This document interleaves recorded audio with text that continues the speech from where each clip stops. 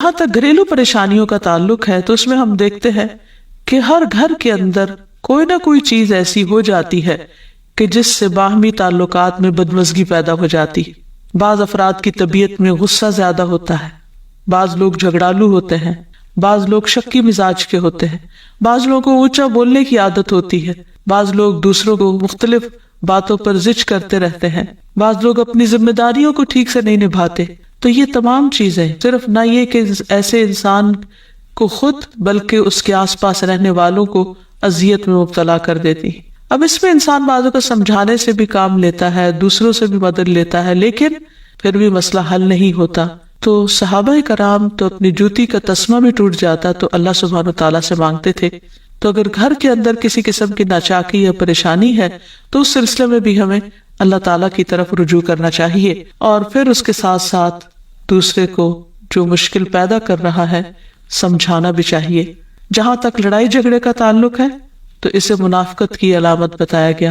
آپ صلی اللہ علیہ وسلم نے فرمایا کہ منافق کی 4 علامتیں ہیں. ان میں سے ایک بات کرے تو جھوٹ بولے، وعدہ خلافی کرے، امانت میں خیانت کرے، اور جب وہ جھگڑا کرے تو گالی دے، یعنی جھگڑتا بھی ہے اور گالی بھی دیتا ہے. نبی صلی اللہ علیہ وسلم نے یہ بھی فرمایا کہ اللہ کو سب سے زیادہ ناپسند آدمی وہ ہے جو بہت جھگڑالو ہے، یعنی اللہ تعالیٰ ایسے شخص سے محبت نہیں کرتے. اس لیے اگر آپ کسی سے بات کر رہے ہو تو اس کی بات توجہ سے سن لے. چھوٹی چھوٹی باتوں پر جھگڑنا اور دوسرے کے ساتھ بد اخلاقی سے پیش آنا یہ درست نہیں. پھر اسی طرح مومن جو ہے وہ کبھی بد اخلاق نہیں ہوتا، اور بد اخلاقی پھر منافقت کی علامت ہے. رسول اللہ صلی اللہ علیہ وسلم نے فرمایا، تمہارے یہ نسب نامے کسی کے لیے گالی کا سبب نہیں ہے. تم سب آدم کی اولاد ہو، ایک دوسرے کے قریب ہو. دین یا عمل صالح کے علاوہ کسی وجہ سے کسی کو کسی پر کوئی فضیلت نہیں. آدمی کے برا ہونے کے لیے یہی کافی ہے کہ وہ فحش گو ہو، بد کلام ہو، بخیل ہو اور بزدل ہو. پھر اسی طرح آپس میں محبتوں کا نہ ہونا، بہن بھائیوں میں ناچاکی یا شوہر بیوی میں ناچاکی یا والدین کے ساتھ محبت کا نہ ہونا، یہ ایک طرح سے اللہ تعالیٰ کی طرف سے ایک آزمائش بھی ہو سکتی ہے اور ایک عذاب بھی ہو سکتا ہے. مومن تو محبت کرنے والا ہوتا ہے، اور اس شخص میں کوئی خیر نہیں جو محبت کرتا نہیں اور لوگ اس سے محبت نہیں کرتے. اور لوگوں میں سب سے زیادہ بہترین انسان وہ ہے جو لوگوں کے لیے فائدہ مند ہوتا ہے. تو اس لیے بہت ضروری ہے کہ خاندان کے اندر باہم محبت پائی جائے. گھریلو زندگی خوبصورت ہو جاتی ہے اگر آپس میں ایک دوسرے سے پیار، محبت اور ہمدردی کے جذبات پائے جاتے ہیں. پھر اسی طرح بعض اوقات گھریلو زندگی میں بدگمانیاں بہت تکلیف دیتی ہیں، یا گھر کے کچھ افراد سنی سنائی باتوں پر یقین کرتے ہوئے دوسروں کے خلاف بدگمانی پال لیتے ہیں. تو اس سے بھی پرہیز کرنے کی ضرورت ہے. اسی طرح گھریلو پریشانیوں میں گھر کا تنگ ہونا بھی ایک عذاب کی شکل ہے. اس لیے نبی صلی اللہ علیہ وسلم نے ہر وضو کرنے کے بعد جو دعا سکھائی اس میں خاص طور پر یہ دعا آتی ہے کہ اللہ میرے گھر میں وسعت پیدا کر دے. یعنی ایک تو دلوں میں وسعت ہو، اور دوسرا یہ ہے کہ جگہ بھی کشادہ ہو. رسول اللہ صلی اللہ علیہ وسلم نے فرمایا 3 چیزیں بدبختی میں سے ہیں. عورت جب تو اسے دیکھے تو وہ تجھ کو بری لگے اور وہ تجھ پر اپنی زبان چلائے، اور اگر تو اس سے غائب ہو تو وہ اپنے نفس کی اور تیرے مال کی حفاظت نہ کرے. دوسرے مریل سواری کہ اگر تو اسے مارے اور چلائے تو تجھ کو تھکا دے، اور اگر اسے چھوڑ دے تو تجھے جلد تیرے ساتھیوں تک نہ پہنچائے. اور ایسا گھر جو تنگ اور کم سہولتوں والا ہو.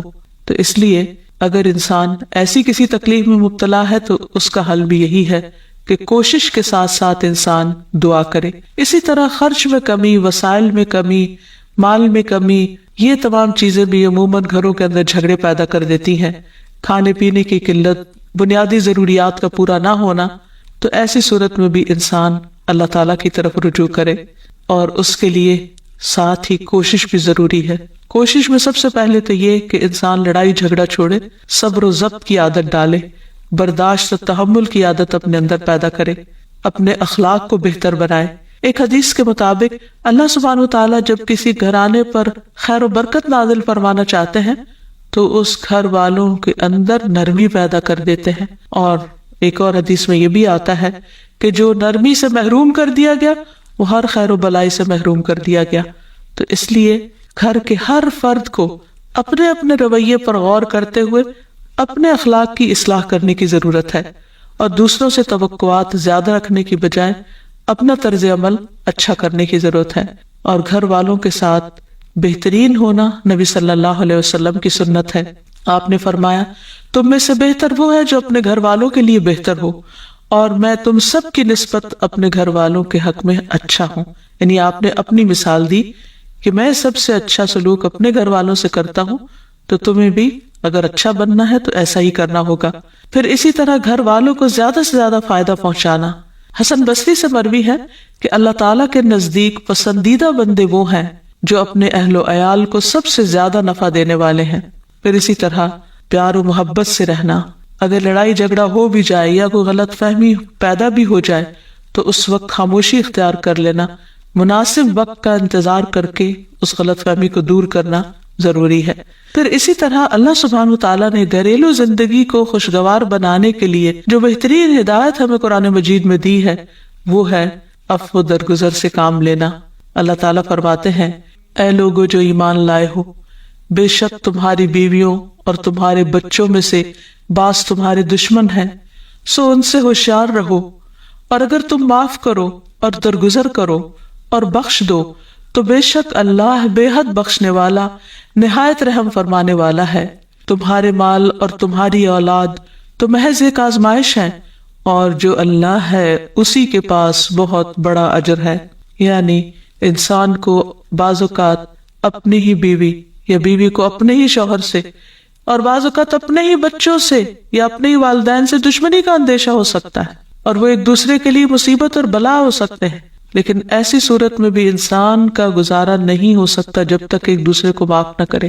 زندگی کی گاڑی نہیں چل سکتی جب تک انسان دوسروں کے قصور اور غلطیاں ان سے درگزر نہ کرے، کیونکہ ہر انسان کبھی غصے کی وجہ سے، کبھی جہالت کی وجہ سے، کبھی جلد بازی کی وجہ سے، کبھی لوگوں کے اکسانے پر اپنے پیاروں کے ساتھ زیادتیاں کر جاتا ہے. تو ایسی صورت میں انسان اگر چاہتا ہے کہ اس کی زندگی خوشگوار ہو تو اسے معاف کرتے رہنا چاہیے. نبی صلی اللہ علیہ وسلم کے اخلاق کے بارے میں جب پوچھا گیا تو حضرت عائشہ کہتی ہے کہ آپ طعن و تشنیع کرنے والے نہ تھے، یعنی طعنے نہیں دیتے تھے، یعنی اگر کسی سے غلطی ہو جاتی تو اسے بار بار یاد نہیں کراتے تھے، فحش کام نہیں کرتے تھے، بازاروں میں چیخنے والے اور برائی کا بدلہ برائی سے دینے والے نہ تھے، بلکہ معاف کرنے والے اور درگزر کرنے والے تھے. اور حقیقت یہ ہے کہ جو جس کے جتنا قریب ہوتا ہے، جیسے گھر والے ہیں، اس کی غلطیاں اور اس کی کمزوریاں زیادہ سامنے آتی اور پھر وہ ریپیٹڈلی سامنے آتی، بار بار سامنے آتی، تو ایسی صورت میں معاف کرنا بھی مشکل لگتا ہے، لیکن پھر بھی معاف کیے بغیر گزارا نہیں. پھر اسی طرح یہ ہے کہ انسان اگر ہمیشہ دوسروں کا حق ادا کرنے کی فکر کرے تو اس سے بھی بہت سے جھگڑے ختم ہو جاتے ہیں. شوہر اگر بیوی کو حق دینے والا ہو، بیوی خوشی سے شوہر کا حق دینے والی ہو، بہن بھائی ایک دوسرے کے اوپر قربانی کرنے والے ہوں، ایثار کرنے والے ہوں، تو ایسی صورت میں گھر کا ماحول بہت خوشگوار ہو سکتا ہے.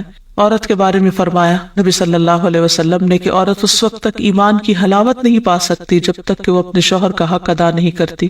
اسی طرح شوہر کے لیے نبی صلی اللہ علیہ وسلم کا یہ اسوہ حسنہ بہترین ہے کہ آپ صلی اللہ علیہ وسلم اپنے گھر ہوتے ہوئے اپنے گھر والوں کے کام کاج میں ہاتھ بٹایا کرتے تھے، ان کی خدمت کیا کرتے تھے. جب نماز کا وقت ہوتا تو فوراً نماز کے لیے تشریف لے جاتے. آپ اپنے چھوٹے چھوٹے کام خود کر لیا کرتے تھے. یعنی اس سے بھی یہ پتہ چلتا ہے کہ خوشگوار گھریلو تعلقات میں دوسرے پر بوجھ نہ بننا ایک بہت اہم نقطہ ہے، کیونکہ اگر ہر انسان اپنی ذمہ داری خود لے لے تو دوسروں کے لیے وہ خوشگوار ہو جاتا ہے. پھر اسی طرح گھر والوں کو اگر کوئی غم، تکلیف یا پریشانی ہو تو اس موقع پر اپنے اختلافات کو بھول کر ان کی مدد کرنا، ان کی کیئر کرنا اور ان کی دلجوئی کرنا یہ بھی بہت ضروری ہے. اور حد الوسع گھر کا ماحول خوشگوار رکھنا چاہیے، ایک دوسرے کا احساس کرتے ہوئے اور ایک دوسرے کے کاموں میں عیب نہ نکالتے ہوئے اور ایک دوسرے کو اپریشیٹ کرتے ہوئے، ایک دوسرے کی اچھی خوبیوں کو اور اچھی باتوں کو کی تعریف کرتے ہوئے، اور اسی طرح بعض اوقات اپنی خواہشات کو پیچھے کرتے ہوئے. کیونکہ اگر ہر انسان یہ چاہے کہ زندگی اس کے مطابق، کیونکہ اگر ہر انسان یہ چاہتا ہو کہ ہر کام گھر میں اس کی مرضی کے مطابق ہو تو یہ ممکن نہیں. بہت سے گھروں میں ساس بہو کا جھگڑا کس بنا پر ہوتا ہے، یا آپس میں قریبی رشتوں کا جھگڑا اور فتنہ فساد کس وجہ سے ہوتا ہے؟ کیونکہ ہر شخص یہ چاہتا ہے کہ گھر کا نظام اس کی مرضی کے مطابق ہو، حالانکہ ایسا ہونا ممکن نہیں. تو اس لیے ہر انسان کو اپنی رائے بھی دینی چاہیے، لیکن دوسروں کی رائے کا بھی احترام کرنا چاہیے، اپنی ضرورت بھی پوری کرنی چاہیے، لیکن اس کے ساتھ ساتھ دوسروں کی ضروریات کا بھی خیال کرنا چاہیے۔ پھر اسی طرح بہت سے معاملات میں قناعت اختیار کرنی چاہیے، کیونکہ یہ زندگی باہر بذات خود ایک امتحان ہے، اور اصل عیش و عشرت کی جگہ جنت ہے، دنیا نہیں، یا دنیا کا گھر نہیں۔ تو اس لیے ضروری ہے کہ مشکل حالات میں انسان اپنے عزیزوں کا، پیاروں کا، گھر والوں کا ساتھ دے، ان کی مدد کرے،